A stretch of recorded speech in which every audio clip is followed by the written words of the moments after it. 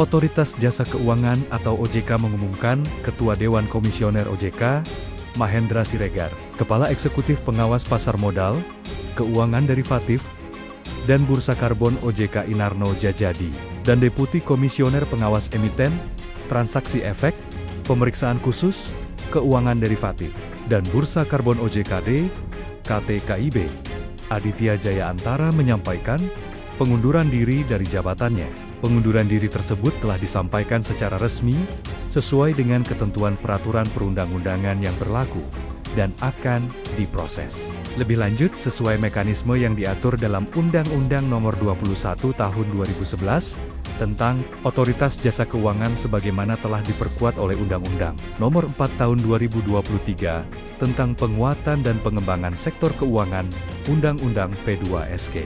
Mahendra Siregar menyatakan, pengunduran dirinya bersama KPMDK dan DKTK merupakan bentuk tanggung jawab moral untuk mendukung terciptanya langkah pemulihan yang diperlukan. OJK menegaskan, proses pengunduran diri ini tidak mempengaruhi pelaksanaan tugas, fungsi, dan kewenangan OJK dalam mengatur, mengawasi, serta menjaga stabilitas sektor jasa keuangan secara nasional.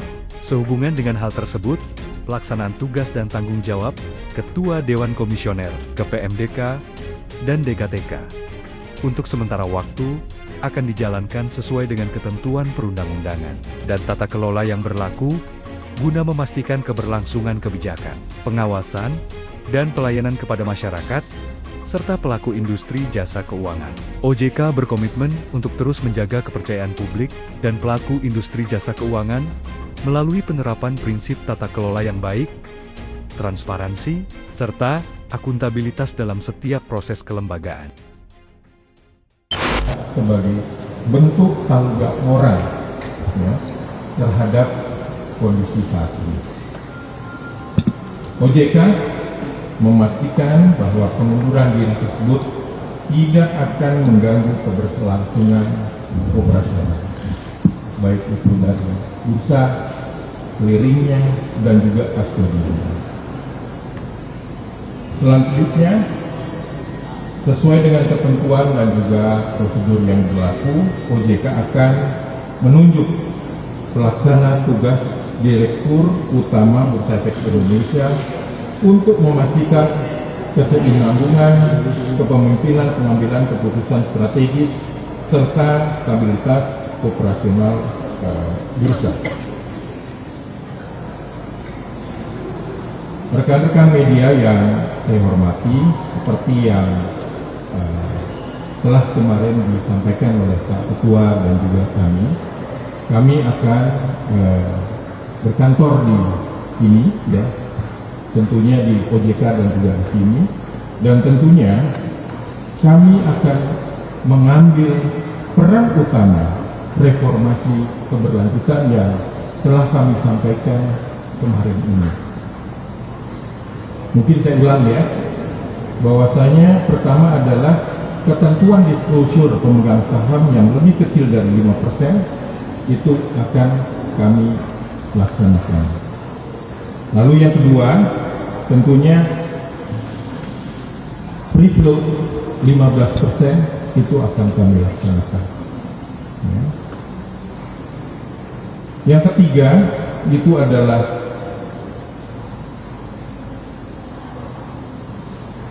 terkait dengan concern daripada MSCI, kami akan kawal. Jadi sebelum Mei, insya Allah semuanya itu bisa terselesaikan. Yang keempat adalah tentunya proses untuk demutualisasi, tentunya akan kami laksanakan. Dan surveillance dan juga enforcement itu akan kami tingkatkan. Tentunya sebagai penutup, kami semua mengingatkan kepada seluruh investor agar tetap tenang dan juga rasional dalam mengambil setiap keputusan untuk berinvestasi. Demikian saya sampaikan, mudah-mudahan itu bisa penjelasan dari kami. Terima kasih. Assalamualaikum warahmatullahi wabarakatuh. Silakan. Ya. Betulnya kita mengulang dari yang Ya, tapi ini boleh. yang pertama mungkin tadi kan OJK akan menunjuk PLT Direktur Utama ya Pak, dan ada rencana untuk berbicara dengan MSCI di Senin. Nah itu kira-kira siapa PLT-nya Pak? Oke. Itu. Ya, tentunya itu sudah diatur di anggaran dasar Bursa Efek Indonesia dan ini masih dalam proses. Ya, jadi itu nanti akan ditunjuk oleh Board of Director daripada AGI. Tapi itu sudah ada ketentuannya. Tentunya yang kemarin sekali lagi, yang hari Senin segala macam itu akan tetap kita jalankan. Berarti yang ketemu bukan dirut? Ya, direksi kan? Direksi. Nanti kan ada juga ada penggantinya, PLT-nya. Oh, okay. Jadi tetap itu untuk jalan. Ya. Yang kedua Pak, soal demutualisasi ini kan ditargetkan itu di kuartal 1. Apakah akan merubah undang-undang pasar modal atau peraturan pemerintah atau aturan OJK, karena pemegang saham bursa kan sebenarnya anggota bursa. Nah ini kan nanti kan kalau demutualisasi kan akan jadi publik. Nah itu kira-kira gimana? Terus yang ketiga soal free float minimal 15%. Nah ini kan ditargetkan juga di kuartal 1 juga kan Pak, kalau tadi mengingat Pak Mahendra bilang kemarin bulan depan malah Februari gitu. Kan ini kan bikin ada dua cara emiten untuk naikin free float. Salah satunya adalah buang barang atau melepas saham ke publik. Jangan terlalu lama ya. Iya. Nah ini kira-kira gimana Pak kalau emiten buang barang kan IHSG kita kan akan volatil. Nah itu akan dari OJK sendiri akan meminta investor institusional. Oke, cukup ya, biar yang lainnya dapat. Iya itu Pak, Ya.